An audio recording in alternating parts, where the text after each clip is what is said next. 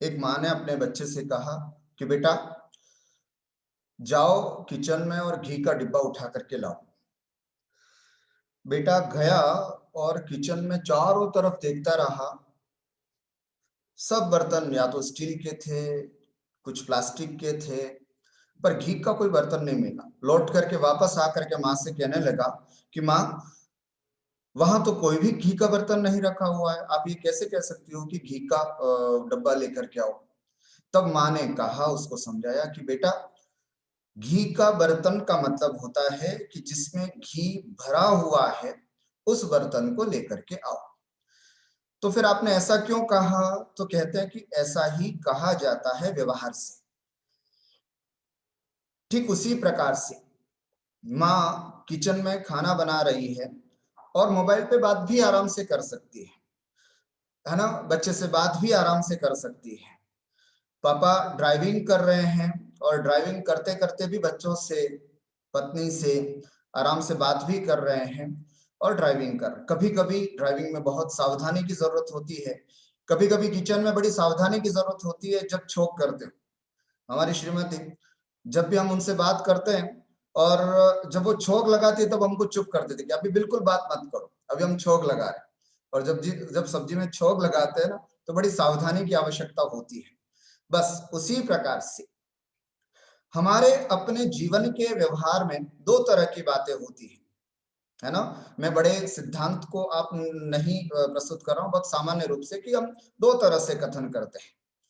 कोई आपसे पूछे कि आप कौन हो, आप कहां से आए हो, आपका परिचय क्या है ना, इत्यादि सब बातें पूछे तो हम सामान्य रूप से एक ही परिचय जानते हैं, है ना? मैं जिससे मेरे से किसी ने पूछा कि आप कौन हो, तो मैं सिंपल से यही बताता हूँ कि मैं राकेश कुमार हूँ और मेरी धर्मपत्नी ये है, मेरे पिताजी ये हैं और मैं यहाँ रहता हूँ। एक सामान्य परिचय हम सब देते हैं। लेकिन दूसरा परिचय से हम बिल्कुल वाकिफ नहीं होते हैं। दूसरे परिचय को हम जानते ही नहीं है, उसको बोलते ही नहीं है कभी भी। लेकिन वो परिचय भी हमारा होना चाहिए। आज हमारे स्वाध्याय का जो टॉपिक है वो यही है, हमारा सफर। अर्थात मैं कौन हूँ, मैं कहाँ से आया हूँ, मेरा अपना सफर कहाँ से चालू हुआ है, मुझे जाना कहाँ है और मुझे इसके लिए क्या करना है। इन चार बिंदुओं पर संक्षिप्त में आज आपसे चर्चा करूंगा। सबसे पहले अगर हमसे कोई पूछे कि भाई आप कौन हैं, है ना, आप कौन हैं, आपकी धर्मपत्नी कौन है, या आपके परिवार में आपके पिताजी कौन है, माताजी कौन है, भाई क्या है, तो हम एक परिचय तो जानते हैं कि मैं फलाना व्यक्ति हूँ और मेरे परिवार में ये लोग हैं, मैं यहाँ रहता हूँ, ये तो हम बता देते। लेकिन एक जो दूसरा परिचय है वो भी हमको आना चाहिए। कोई पूछे हमसे कि आप कौन, तो पंक्ति ये निकलनी चाहिए, मैं शुद्ध निराकुल चेतन हूँ, हे मुक्ति रमा सहचर मेरी। बस, है ना? अर्थात मैं शुद्ध निराकुल चैतन हूं, ये बात हमको पता होनी चाहिए। कौन हूं मैं शुद्ध सिद्धों के समान, निराकुल आकुलता से रहित चैतन्य आत्मा हूं। ये परिचय है मेरा। हम ये जाने, हम इस स्वाध्याय के माध्यम से ये समझें कि मैं कौन हूं। पूरी उलझने यहां पर पैदा हो जाती है जब हम अपने आप से परिचय को प्राप्त नहीं होते। पूरा संसार वहां पर बढ़ता जाता है या बनता जाता है जहां पर मुझे अपने आप से परिचय नहीं होता है। इसलिए भले ही मैं संसार की दृष्टि से मैं किसी का बेटा हूं, मैं किसी का पति हूं, मैं किसी का भाई हूं, मैं किसी की पत्नी हूं, मैं किसी की बहन हूं, हो सकता है, लेकिन वास्तविक मेरा स्वरूप क्या है अगर ऐसा पूछा जाए तो जवाब यही होता है कि मैं शुद्ध निराकुल चेतन हूं। ये पंक्ति याद रखिएगा बिल्कुल। जब भी हमसे कोई अपना परिचय पूछे तो हमें यही बताना है कि मैं शुद्ध निराकुल चेतन हूं। मेरी पत्नी कौन है मुक्ति रमा सहचर मेरी, है ना? मुक्ति रमा, मुक्ति रूपी जो लक्ष्मी है, सहचर मेरी, वही मेरी सहचरणी है, धर्मिणी है, सधर्मिणी है। ये स्वरूप मेरा है। और इस अवस्था में मैं स्त्री नहीं, मैं पुरुष नहीं, मैं बालक नहीं, मैं युवा नहीं, मैं वृद्ध नहीं, है ना। ये जो अवस्था है वो सब हमारी संसार की है, लेकिन जो वास्तविक अवस्था है वो है मैं शुद्ध चैतन्य निराकुल भगवान के समान चैतन्य स्वरूपी आत्मा हूं, है ना। गुजराती का बहुत सुंदर भजन मुझे याद आता है, हूँ छु आत्मा परमात्मा, हूँ छु आनंदनु आनंदनु धाम परमात्मा। अर्थात मैं कौन हूं, हूँ छु आत्मा, मैं आत्मा हूं, मैं परम आनंद का धाम हूं। ये बात मेरे अपने परिचय के लिए होनी चाहिए। आचार्य तो बार बार हमको जगाते हुए भी कहते हैं। कुंद कुंद स्वामी की माता ने जैसे लोरी सुनाई थी, आचार्य भी हमको इसी तरह से बार बार संबोधित करते हुए कहते हैं, मुझे अपना स्वरूप याद दिलाते हैं। शुद्धोसि बुद्धोसि निरंजनोसि, संसार माया परिवर्जितोसि, है ना। शुद्धोसि, आचार्य कहते हैं तू शुद्ध है, बुद्धोसी तो बुद्ध है, अत्यंत ज्ञान का भंडार है, निरंजनोसी, अंजन माने मल, अंजन माने कालिमा, अंजन माने कर्म रूपी कालिमा जो है वो, निरंजनोसी उन सब से रहित है, और संसार माया परिवर्जितोसी, और संसार की माया से परिवर्जित है। ऐसी जब मुझे अपना परिचय प्राप्त होता है, हमें सबको ये अपना परिचय याद रखना है। अभी मैंने जो संक्षिप्त में आपके सामने परिचय रखा कि आप कौन हैं, ये परिचय हम सबको होना चाहिए कि मेरा स्वरूप ये है। और दिन में एक बार जरूर इसको, सुबह सुबह जब आप उठते हैं, या सुबह जब मंदिर जाते हैं, या फिर शाम दोपहर में कभी भी आप बैठते हैं, तो 5 मिनट के लिए अपने स्वरूप का यह ध्यान कि मैं कौन हूं, मेरा क्या है ना। मेरा ज्ञान दर्शन स्वभाव है ना। मैं अनंत दर्शन, मेरा अनंत ज्ञान, मेरा अनंत सुख, मेरा अनंत वीर्य, ये धर्म है, ये मुझे पता ही नहीं अभी तक। एक जगह किसी विवाह के कार्यक्रम में जाने का अवसर प्राप्त हुआ, तो मैंने देखा कि एक छोटी सी बच्ची अपने माँ के साथ आई हुई। माँ ने अपने चप्पल निकाले और फिर अंदर कार्यक्रम में प्रस्तुत आगे गई। कार्यक्रम बैठने का था, आराम से सब बैठे हुए थे, तो सब लोग अपने जूते चप्पल बाहर निकाल करके जा रहे थे। तो माँ तो आगे पहुंची और बेटी थोड़ी सी पीछे पीछे आई। बेटी ने पहले तो अपनी चप्पल कहीं और उतारी, और फिर बाद में पता चला कि मम्मा की चप्पल कहाँ है, मम्मा की चप्पल तो वहां है। तो वो अपने हाथों से उठा करके अपनी चप्पल जो है वो अपनी माँ की चप्पल के पास रखती है। किसी ने पूछा ऐसा क्यों कर रही हो बेटा, यहाँ चप्पल ठीक था? नहीं, मेरी माँ है ना, मेरी माँ यहाँ पर है, मेरी माँ की चप्पल यहाँ पर है, मेरी मम्मा की चप्पल के पास मैं अपनी चप्पल रखूंगी, है ना। बड़ा देख करके आश्चर्य हुआ कि एक छोटी सी बच्ची भी समझ रही है कि मैं कौन हूं, मेरी माँ कौन है, लेकिन हम नहीं समझ रहे। बात थोड़ी गहरी है। बच्ची की दृष्टि से मैं बता रहा हूं कि वो लोक व्यवहार की दृष्टि से ये बता रही है कि मेरी माँ ये है, मेरी माँ की चीजें ये हैं, मुझे भी उसके पास रहना है। उसी तरह आचार्य कहते हैं कि हमें भी अपनी जिनवाणी माँ की संगति करनी है, हमें भी अपनी जिनवाणी माँ की सन्निकटता प्राप्त करनी है। इसलिए मुझे अपना स्वरूप भान होना चाहिए। दूसरी बात यदि हम अपनी करते कि मैंने कहां से सफर प्रारंभ किया, आज मैं जिस मुकाम पर हूं, आज मैं एक पर्याय को प्राप्त हुआ हूं, कितनी सरलता से मुझे ये पर्याय प्राप्त हुई है या कितनी कठिनता से मुझे ये पर्याय प्राप्त हुई है, इस बारे में भी मुझे ज्ञान होना चाहिए। कई बार जब बड़ी बच्चे पिताजी जो होते हैं ना, बच्चों को डांटते हुए कहते हैं कि बेटा पैसों को ऐसे फालतू में मत उड़ाया करो, बड़ी मेहनत से पैसा कमाया है ना, खून पसीना एक करके तब जा करके ये पैसा इकट्ठा किया, और तुम इस तरह से मत उड़ाया करो। और पिता को बड़ा दुख भी होता है जब मेहनत की कमाई अपनी युवावस्था में एक एक पैसा जोड़ करके जो उन्होंने बच्चों को परवरिश पे लगाया है, आज जब बच्चे बड़े हो जाते हैं और पैसों को बिल्कुल उड़ा देते हैं, व्यसनों में उड़ा देते हैं, इधर उधर के फिजूल खर्ची में उड़ा देते हैं, तो पिता की छाती दुखती है, पिता परेशान होता है और बच्चों को बार बार डांटते हुए समझाते हुए कहता है कि बेटा पैसों को ऐसे फिजूल मत उड़ाया करो, बड़ी मेहनत से मैंने इन पैसों को कमाया है।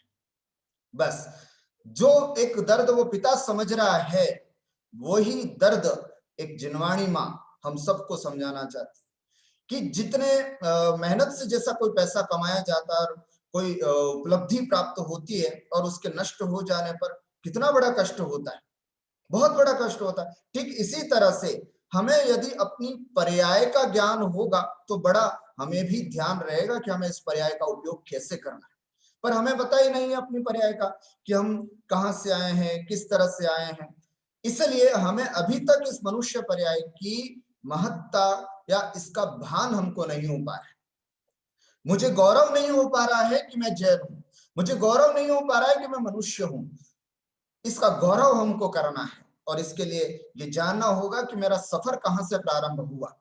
फिर से दो दृष्टि, सामान्य रूप से सफर तो मेरा अपनी मां से जन्म लिया और फिर धीरे धीरे बड़ा हुआ और यही मेरा अपना सफर है। लेकिन जो वास्तविक मेरा सफर है वो कौन सा है? वो सफर मेरा प्रारंभ हुआ है कहां से चालू होता है? मेरा वो सफर प्रारंभ होता है निगोद से। ध्यान रखना, अब मैं अपना सफर प्रारंभ कर रहा हूं, कहां से मैंने अपनी शुरुआत की थी, मैं कहां से निकला हूं और कहां से आज मैं इस स्थिति को प्राप्त हुआ हूं। मेरी शुरुआत निगोद पर्याय से हुई और निगोद में, है ना, निगोद किसे बोलते हैं? साधारण शरीर, है ना, साधारण जीव का जो शरीर होता है उसे हम निगोद कहते हैं।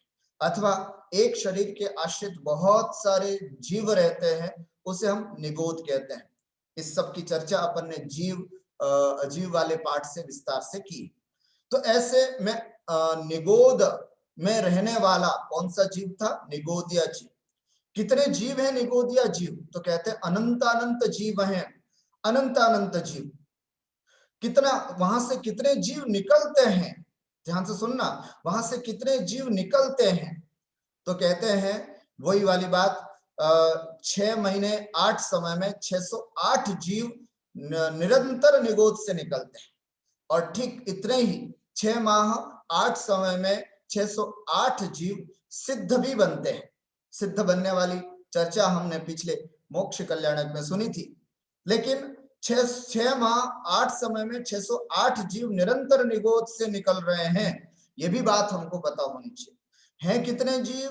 अनंत अनंत जीव हैं, अनंत अनंत जीव हैं निगोद में, निगोदिया जीव इतने हैं। और उसमें से मात्र 608 जीव 6 महीने 8 समय, मात्र 608 जीव वहां से निकल करके आते हैं। कैसे निकल करके आते हैं, है ना? तो कहते हैं थोड़ा उनका अपना कर्म और थोड़ा उनका अपना पुरुषार्थ, इन दोनों से मिलकर के बहुत ज्यादा जिसकी होनहार ठीक होती हो वो जीव निकल करके बाहर आता है। आचार्य उदाहरण देते हैं, जैसे माँ ओखली में धान कुटती है या चना या कुछ कुटती है, उसमें से एकाध चना उचट करके जैसे बाहर आ जाता है, ठीक उसी तरह से बड़े भाग्य से, बड़े सौभाग्य से, बड़ी होनहार अच्छी होने की वजह से हम निगोद से निकले। निगोद से मतलब इतने सारे लोगों में हमारा चयन हुआ। सबसे बड़ी बात, इतने सारे अनंत अनंत जीवों में उन 608 में हमारा नंबर आ गया और हम निगोद से निकल करके बाहर आए। कितने समय के लिए बाहर आए हैं? ध्यान रखना, ऐसा नहीं कि एक बार बाहर निकल गए तो हमेशा रह गए। ये तो नित्य निगोद से निकल करके हम बाहर आए, वापस इतर निगोद में भी जा सकते हैं। तो कितने समय में कितने समय के लिए मिला? तो कहते हैं कुछ साधिक 2000 सागर वर्षों के लिए मुझे ये पर्याय मिली है। बस निगोद से बाहर जाने के लिए मुझे इतना समय मिला है। अर्थात मां जिनवाणी ने कहा है कि तेरे को अगर अपना आत्मकल्याण करना है तो बस इतना टाइम तेरे को बाहर दिया जा रहा है, इतने में तू अगर करना चाहे तो कर ले, नहीं तो वापस निगोद में और फिर अनंत अनंत भव हो, और फिर कब निकलेंगे कुछ भरोसा नहीं। तो कितना समय मिला मुझे? साधिक 2000 सागर वर्ष। और महानुभाव ये ज्यादा समय नहीं है, बहुत सारा समय तो हमारा नरकों में, बहुत सारा समय हमारा देव पर्यायों में, स्वर्गों में और नरकों में, जहां सागरों की उम्र होती है वहीं बीत जाता है। बस कुछ समय हमको, है ना, मनुष्य भव के प्राप्त होते हैं। कुछ समय, आचार्यों के अलग अलग मत है उसमें। कई आचार्य 8 भव बताते हैं, कुछ आचार्य 24 भव बताते हैं, कुछ आचार्य 48 भव बताते हैं। लेकिन कुल मिलाकर के कुछ ही भव हमको बस मनुष्य के मिले हैं। कुछ ही भव इस मनुष्य पर्याय के मिले उस वहां से निकलने के बाद। तो उस मनुष्य भव को यदि हम, अब मैं मनुष्य भव तो बाद में, अभी तो वहां से निकल करके यह जीव पृथ्वी का एक बना, जल का एक बना, अग्नि का एक बना, वायु का एक बना, इनमें भी बहुत घुमा और त्रस पर्याय की प्राप्ति भी बड़ी दुर्लभता से हुई है। ये विचार करना, त्रस पर्याय की प्राप्ति कैसे हुई, पंडित दौलत राम जी छड़ाला में बताते हैं, आप सबको पंक्ति भी याद होगी। दुर्लभ लई जो चिंतामणि, त्यों पर्याय लई त्रस त्रणी। कितनी बड़ी बात, एक चिंतामणि रत्न के बारे में कल्पना करें। चिंतामणि रत्न किसे कहते हैं, जिसको सामने रखने पर विचार मात्र करने से जो चीज हमको प्राप्त करनी है वो प्राप्त हो जाए, उसको बोलते चिंतामणि रत्न। मैं पूछता हूं किसको प्राप्त हुआ है दुनिया में चिंतामणि रत्न? अभी किसी को नहीं, है ना। क्या भारत में है चिंतामणि रत्न? नहीं है। कहीं विदेशों में है, कहीं पर भी नहीं है। एक कोहिनूर हीरा हमारा जो था वो भी अंग्रेज ले गए और अपने वहां म्यूजियम में रख दिया। बाकी कोई चिंतामणि रत्न नहीं है। अगर कोहिनूर हीरा भी अगर हमको मिल जाए तो हम अपने आप को कितना भाग्यशाली समझते हैं। एक कल्पना कीजिएगा, बहुत बड़ा भाग्यशाली को, कोहिनूर मुझे मिल गया, मुझे रत्न मिल गया इतने मात्र से। अरे रास्ते पे पड़ा हुआ सोना सा, थोड़ा सा सोने का टुकड़ा भी मिल जाए तो अपने आप को भाग्यशाली समझते कि अरे यार आज तो मुझे सोना मिल गया, है ना। सोने की अशर्फियों से भरा हुआ घड़ा निकल जाता तो अपने आप को बड़ा भाग्यशाली समझते हैं। लेकिन चिंतामणि रत्न तो बहुत बड़ी चीज है। ऐसे चिंतामणि रत्न की प्राप्ति जैसे बहुत दुर्लभ है, इसी प्रकार इस जीव को ये त्रस पर्याय प्राप्त हुई। समझना, त्रस पर्याय, मात्र त्रस पर्याय, जिसमें हम 2 इंद्रिय बने, जिसमें हम 3 इंद्रिय बने, जिसमें हम 4 इंद्रिय बने, ये त्रस पर्याय। विकलत्र 2 इंद्रिय, 3 इंद्रिय, 4 इंद्रिय बने, पंचेंद्रिय भी बने तो पशु पर्याय नहीं, है ना। पशु पर्याय में भी प्राप्त हुए, और भी पंचेंद्रिय बने तो नारकी भी बने, हम देव भी बने। मैं आज उसकी चर्चा नहीं कर रहा हूं। उन सबको पार करके एक सर्वोत्तम गति जो होती है मनुष्य गति, उस मनुष्य गति को मैं प्राप्त हुआ। सोचना, मैं उस मनुष्य गति को प्राप्त हुआ हूं जिस गति को प्राप्त करने के लिए देव भी तरसते हैं। अरे देव भी अपने आप को मतलब अपने आप को बौना महसूस करते हैं जब भगवान की पालकी उठाने के बाद आते। झगड़ा होता है वहां पर कि साहब गर्भ कल्याणक हमने मनाया, जन्म कल्याणक हमने मनाया, सब कल्याणक हम मना रहे, और आज तब कल्याणक में भगवान की पालकी उठाने की जब बात आती है तो कैसे मनुष्य आगे हो गए। और बात सत्य है, ये मनुष्य भव इतना बड़ा है कि सर्वार्थ सिद्धि विमान से सिद्धालय कितना दूर है, ज्यादा दूर नहीं है, है ना। बहुत पास में ही है, एक तरह से बीच में थोड़ा सा गैप है पर वहां से पास में है। तो वहां सर्वार्थ सिद्धि का देव भी सीधा सिद्धालय नहीं जा सकता, उनको भी मनुष्य भाव प्राप्त करना पड़ता है, और उसके बाद तपस्या आदि करके मुनिपद आदि प्राप्त करके और फिर वो सिद्धालय को जा सकते हैं, ये अवस्था है। लेकिन कहते हैं कि ऐसे मनुष्य पर्याय को प्राप्त करना कितना दुर्लभ है महानुभाव। ऐसे मनुष्य पर्याय को प्राप्त हुआ है, और उसमें भी धारा मनुष्य तन महादुर्लभ, सुकुल आयु निरोगिता, कितनी बड़ी बात। और उसमें भी मैंने क्या प्राप्त किया, है ना। कैसे, मैं जो जैन हूं, जैन कुल में पैदा हुआ। अरे मनुष्य तो बहुत सारे बन जाते हैं। मनुष्य वो भी है जो फुटपाथ पर रहते हैं, मनुष्य वो भी है जो झुग्गी झोपड़ियों में रहा करते हैं, मनुष्य वो भी है जो चोल में रहा करते हैं, मनुष्य वो भी है जो जंगलों में बेचारे जिनको तन पर ढकने का वस्त्र भी नहीं है, मनुष्य वो भी है। लेकिन मैंने कैसा कुल प्राप्त किया, उच्च कुल। उच्च कुल, जहां मेरे माँ बाप ने बहुत अच्छी परवरिश की, मैंने ऐसा कुल प्राप्त किया है जहां पर सब कुछ मुझे अनुकूलता प्राप्त हुई, किसी भी प्रकार की मुझे कोई कमी प्राप्त नहीं। ऐसे उच्च कुल को मैंने प्राप्त किया, और आयु, अच्छी आयु प्राप्त की। अरे बहुत सारे जीव ऐसे होते हैं जो गर्भ में ही मर जाते हैं, बहुत सारे अपने जीवन को मात्र इसी में बचपन में ही अपने जीवन लीला समाप्त कर देते हैं। लेकिन मैंने आयु भी अच्छी प्राप्त की, और कहते हैं सुकुल आयु निरोगता, और मैं निरोगी भी हूं। अरे मैंने इससे बड़ा और सर्टिफिकेट क्या चाहिए कि 2020 मैंने शांति से निकाल दिया। इतना कोरोना व्याप्त हुआ था पूरी दुनिया में, इतना व्याप्त हुआ था कि कई लोग बस इस बात को चाहते थे कि हे प्रभु मुझे ये 2020 निकलवा दो, बस है ना, एक बार 2020 निकाल दो, फिर मैं आराम से बहुत अच्छे से करूंगा धर्म। बस इसी तरह यह जीव, जैसे हम अभी गिड़गिड़ाए भगवान के सामने कि हे प्रभु, बस मेरा और मेरा परिवार सुरक्षित रहे, मेरे गुरु सुरक्षित रहे, बस इसी तरह से हम हमेशा माता के गर्भ में थे या और किसी पर्याय में भी थे, हमेशा यही प्रार्थना करते थे कि प्रभु बस एक बार मनुष्य कुल की प्राप्ति करवा दो, एक बार मुझे मनुष्य भाव प्राप्त करा दो, फिर मैं कभी भी ऐसा कार्य नहीं करूंगा जिससे संसार में रुलने का, संसार में घूमने का कार्य हो। बस, और वो जैसे मनुष्य पर्याय प्राप्त हो जाती है, हम भूल जाते हैं अपना स्वरूप। आज हमें सब कुछ अनुकूलता है, मनुष्य भाव मिला, कुल भी जैन कुल मिला, और कोई ऐसा कुल मिलता जहां मांसाहार करते हैं, जहां शराब पीते हैं, ऐसा कुल मिलता तो शायद हम अपने आप को नहीं आत्म मोक्ष मार्ग पर लगा सकते। लेकिन हमें कुल भी ऐसा मिला, हमें आयु भी ऐसी मिली भगवान की दया से, और इतना बड़ा जो संकट था वो भी हमारा टल गया। अब 2021 है ना, 2021वां चालू हुआ, 21वीं सदी का यह 21वां वर्ष प्रारंभ हो गया है, और हमारे अपने जीवन के लिए सबसे बड़ी सौगात है कि हम बड़े आसानी से इस सफर को तय करके यहाँ तक पहुंचे हैं। अब मैं चौथी बात और अंतिम बात अब आपके साथ करना चाह रहा हूं कि अब ऐसी स्थिति में मुझे करना क्या है ना, मुझे बनना क्या है, मुझे करना क्या है। तो पहले तो ये ध्यान लें कि मुझे करना क्या है। उसके लिए कहा जाता है कि मुझे सिद्ध बनना है ना, मुझे अरिहंत बनना है। ये भाव हमेशा आपके दिमाग में रहना चाहिए। एक बहुत सुंदर भजन मुझे याद आ रहा है इसके समय में भी, अरिहंत बनना है, मुझे सिद्ध बनना है। धुन लगाओ, बस एक ही धुन। एक बच्चा जब मेले में खो जाता है और उससे जब पूछा जाता है कि बेटा क्या हुआ, तुम्हारा नाम क्या है, माँ, एक ही रोता है, बस रोते रोते सिर्फ एक ही शब्द बोलता है, माँ। अरे तुम कहाँ के रहने वाले हो, तो रोते रोते एक ही बोलता है, बस माँ, बस माँ। एक ही धुन लगी रहती कि उसको, बस मेरी माँ, माँ। बस उसी तरह हमें भी एक धुन लगानी होगी, है ना। ये धुन है, अरिहंत बनना है, मुझे सिद्ध बनना है। आजान ले जिनवाणी, आराधक बनना है, जन्म जन्म के भ्रम को अब दूर करना है। अरिहंत बनना है, मुझे सिद्ध बनना है।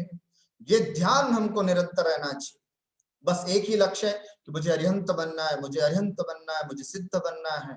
और जैसा हम भाव करते हैं वैसा हम बनते हैं। ध्यान रखना, लौकिक चीज की कोई कामना नहीं करना कि मुझे डॉक्टर बनना है, मुझे इंजीनियर बनना है। बन जाएंगे, परिस्थितियां आपको बना देंगी, आपकी इंटेलिजेंस ही ऐसी है कि आपको वो बना देंगे। लेकिन मन में ये भी ध्यान रखना, कोई दिक्कत नहीं, हम लौकिक व्यवहार में जो भी बनना चाहते हैं बनिए। मैं एक बहुत बड़ा बिजनेसमैन बनना चाहता हूँ, बनिएगा, कोई दिक्कत नहीं, है ना। मैं एक डॉक्टर बनना चाहता हूँ, मैं इंजीनियर बनना चाहता हूँ, मैं किसी कॉलेज का प्रोफेसर बनना चाहता हूँ, बनिएगा।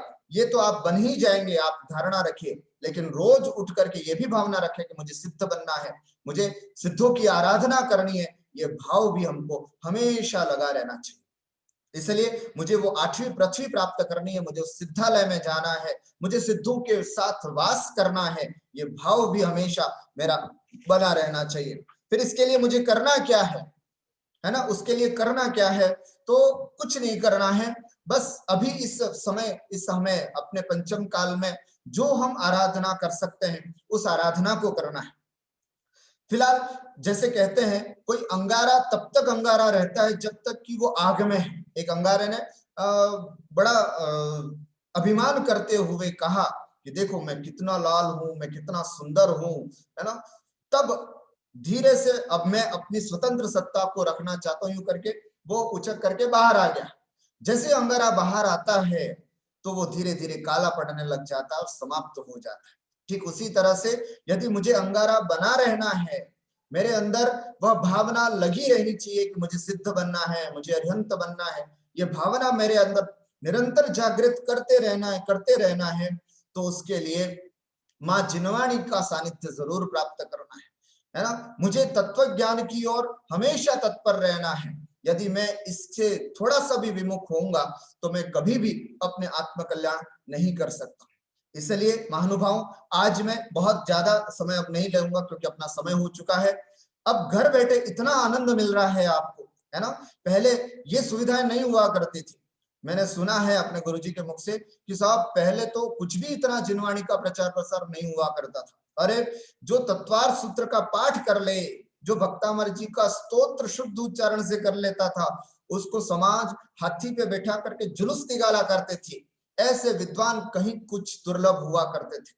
आज वो स्थितियां नहीं रही। आज टेक्नोलॉजी ने हमारी सहायता की है, हम इसका उपयोग कर रहे हैं। घर बैठे बड़े आराम से हम स्वाध्याय समझ सकते हैं, जिनवाणी को जान सकते हैं। ऐसी अनुकूलता हम सबको प्राप्त हुई है ना। तो उसका पूरा लाभ लेना चाहिए। कल मैंने जैसे सुना कि कई लोग इसमें, कितने सारे लोग इसमें जुड़े हुए हैं लेकिन उपस्थित नहीं हो रहे हैं। बड़ा दर्द हुआ कि साहब घर बैठे इतनी सब कुछ सुविधा प्राप्त होने के बावजूद भी हम लोग जुड़ नहीं पा रहे हैं। इससे बड़ा दुर्भाग्य हमारा क्या हो सकता है, इससे बड़ा दुर्भाग्य और क्या हो सकता है। इसलिए इस मनुष्य भव का, अब ये मत सोचिएगा कि मेरे पास बहुत उम्र है, अभी तो हम आगे जाकर के कर लेंगे। कई लोग, कई युवाओं से जब बात करते हैं कि साहब क्या बात है, आप मंदिर दर्शन नहीं करते, आप स्वाध्याय के लिए 5-10 मिनट नहीं निकालते, क्या बात है। तो वो कहता है कि साहब अभी नहीं, अभी तो जीवन में कमाना है, अभी तो बहुत ये करना है, ये सब करने की उम्र तो बाद में। मैं पूछता हूँ क्या भरोसा तुम्हारी लाइफ का, क्या कह सकते हो कि साहब मैं आगे जीऊंगा, कितना जीऊंगा। कोई लिख करके दे सकता है कि मैं 70 साल, 80 साल, 90 साल जीऊंगा। कुछ भी तो भरोसा नहीं। अरे आदमी सीढ़ी से फिसलता है कि मृत्यु को प्राप्त हो जाता है। ट्रेन में जा रहा और एक्सीडेंट हो जाए तो मृत्यु को प्राप्त हो जाए, प्लेन में जा रहा और क्रैश हो जाए तो मृत्यु प्राप्त हो जाता है। घर से निकल रहा है, पता नहीं कि शाम को वो घर पहुंचेगा भी नहीं पहुंचेगा। इतनी परिस्थिति में भी हम ये आत्मविश्वास के साथ कहते हैं कि साहब ये मैं काम बाद में करूंगा। अरे जिस तरह से हम अपने शरीर के लिए समय दे रहे हैं, वैसे ही हमें अपनी आत्मा के लिए भी समय देना है और जागरूक होकर के अपनी आत्मा के विषय में जानते रहना है। इसलिए मैं आप सबसे निवेदन करता हूं कि समय ज्यादा नहीं है, क्योंकि मैं आजकल के युवा वर्गों से देखता हूं बार बार इतने उलझे रहते हैं अपने कामों में, अपने ऑफिस के कामों में, और सिर्फ इसलिए कि बड़ा बड़ा पैकेज मिलता है। कहीं भी 15 लाख का पैकेज मिल रहा है, दूसरी कंपनी थोड़ा काम ज्यादा ले रही है लेकिन 20 लाख का पैकेज मिल रहा है, और कंपनी थोड़ा सा 1 घंटा और ज्यादा लेगी लेकिन वो 50 लाख का पैकेज प्रदान कर रही है। अरे महानुभाव, इसी पैकेज ने तुम्हारी एज पैक कर ली है ना, समाप्त कर ली है, तुमको बिल्कुल जीवन में बांध दिया है कि साहब अब तुम कुछ नहीं करते सिवाय हमारी कंपनी का उद्धार के अलावा तुम्हें कुछ नहीं सोचना है। ऐसा अगर लगा रहेगा तो हम अपनी आत्मा का कल्याण कैसे करेंगे। महानुभाव, संतोषी जीवन जियो, आनंद के साथ जीवन जियो। बेसिक रिक्वायरमेंट हमारी लाखों की नहीं है, बेसिक रिक्वायरमेंट मात्र पेट भरने की है। छोटा सा पेट है, उसको भरना है, परिवार का पालन पोषण करना है। तो समय निकालिएगा, स्वाध्याय में अपना मन लगाइएगा। अभी तो स्वाध्याय में देखिएगा शुरुआत है अभी तो, है ना। मेरे बहुत सारे सिद्धांत है, जब अपन जिनवाणी के सुनेंगे इन सिद्धांतों को तो हमें परिवार में कैसा रहना है ये समझेंगे, कर्म सिद्धांत को समझेंगे, हम अपने कर्म प्रकृतियों को उदय में आते समय कैसे हम उनको परिवर्तित कर सकते हैं, इत्यादि बहुत सारी बातें, बहुत सारे ग्रंथ हमको पढ़ने हैं। तो इसी तरह अगर आप लोग जिनवाणी में रुचि रखे रहेंगे तो निश्चित रूप से एक दिन हम जरूर सिद्ध बनेंगे और हरियंत बनेंगे। इसलिए आज हम सिर्फ इतनी बात कहेंगे कि मैं जो निगोद से निकल करके आया हूँ, वापस निगोद में जाने का समय आया, उसके पहले हमें अपने आत्म कल्याण करनी है, वरना फिर वापस हम निगोद को प्राप्त होंगे, फिर पता नहीं हम कब निकल करके आएंगे। इसलिए सभी महानुभावों से निवेदन है, और उस अवस्था को प्राप्त व्रत नियम संयम को अंगीकार करने के लिए स्वाध्याय जरूरी है। और स्वाध्याय जब तक हम नहीं करेंगे, और स्वाध्याय में के लिए आपको जुड़े रहना जरूरी है। थोड़ा थोड़ा स्वाध्याय करते रहिएगा, थोड़ा थोड़ा अपने आत्मा विषय के बारे में जानते रहिएगा, तो जरूर हम अपनी आत्मा का कल्याण कर पाएंगे। इस भावना के साथ कि हम जितने भी हैं सबकी आत्मा का कल्याण हो, इसी मंगलमय भावना के साथ आज मैं अपनी बात को विराम देता हूँ। बोलिए द्वादशांग जिनवाणी माता की जय।